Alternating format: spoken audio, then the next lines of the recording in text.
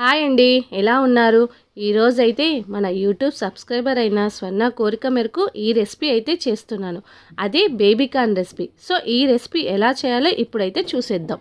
ఇక్కడైతే నేను 2 packets baby corn అయితే తీసుకున్నాను. దీన్ని ఒక 2 పార్ట్స్గా డివైడ్ చేసేసుకొని కట్ చేసుకొని సాల్ట్ వాటర్లో ఒక 2 మినిట్స్ అయితే నానబెట్టండి.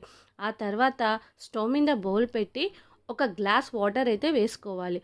వాటర్ వేడయ్యాక అందులోకి కట్ చేసి పెట్టుకున్న బేబీ కార్న్ అయితే వేసుకోండి. మరొక స్టవ్ పైన బౌల్ పెట్టుకొని ఒక 4 టేబుల్స్ ఆయిల్ అయితే వేసుకొని అందులోకి జీలకర్ర పొడి, చిన్నగా కట్ చేసి పెట్టుకున్న ఆనియన్ వేసుకోవాలి. ఆనియన్ కొంచెం కలర్ చేంజ్ అయ్యాక కొద్దిగా పసుపు, ధనియాల పొడి, కొంచెం కారం పొడి, అందులోకి తగినంత కొంచెం గరం మసాలా వేసుకొని ఆయిల్ పైకి వచ్చే వరకు దాన్ని బాగా ఆయిల్లో వేయించుకోవాలన్నమాట. అనేది మెత్తగా అవుతుందన్నమాట. సో అలా ఉడికిన బేబీ కార్న్ అయితే ఇప్పుడు బాగా తిక్కగా కన్సిస్టెన్సీ అయిన గ్రేవీలోకి మనము బేబీ కార్న్ని యాడ్ చేస్తున్నాము.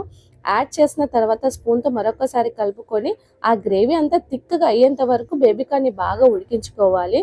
ఆ తర్వాత ఇందులోకి 3-4 టేబుల్ స్పూన్ ఫ్రెష్ క్రీమ్ అయితే యాడ్ చేస్తున్నాను. మీ దగ్గర ఫ్రెష్ చూడండి 2 మినిట్స్ తర్వాత ఫైనల్గా అయితే మన గ్రేవీ అయితే ప్రిపేర్ అయిపోయింది. ఇప్పుడు దీన్ని సర్వింగ్ బౌల్లోకి తీసుకొని సర్వ్ అయితే చేసేసుకుందాము. ఈ గ్రేవీ చపాతీలోకి కానీ రైస్లోకి కానీ చాలా బాగుంటుంది. ఇప్పుడు కొత్తిమీర వేసేసి మనం ఫైనల్గా గార్నిష్ అయితే చేసేసుకుందాము. మీరు కూడా ఒకసారి ఇలా ట్రై చేసి చూడండి, చాలా బాగుంటుంది.